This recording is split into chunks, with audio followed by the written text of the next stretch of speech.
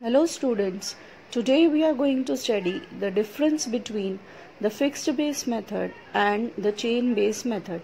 You have solved many examples based on it. Now let us see the difference between the two methods.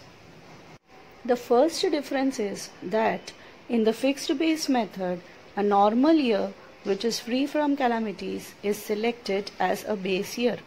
In the chain base method, no such problem arises because previous year is taken for comparison.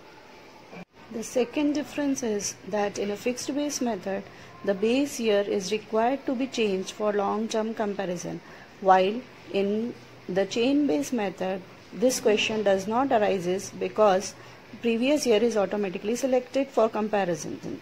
The third difference is that in the fixed base method, the base year is constant, so the comparison is consistent, while in the chain base method, base year changes, so consistency is not maintained. In fixed base method, the comparison is done with a particular period of time, so it can be used for long-term comparison. In chain-based method, the comparison is with previous year, so it is used for short-term comparison. Now, as you know that the tastes and the habits of the person change with time. So, in fixed base method, the trend in the changes can be known for a long period of time. But in chain base, this cannot be done because the comparison is with previous year.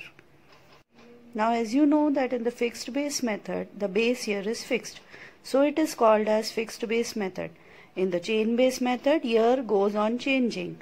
So, it is called as chain base method. This is another point of difference.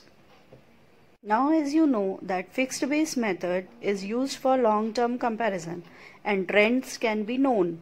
So, it is used by the government and industrialists. This cannot be done by the chain base method. So, it is useful for small businessmen and common people. Now students, I hope you must have understood the difference between the fixed base method and the chain base method. Write down this answer in the tabular form in your notebook as a practice.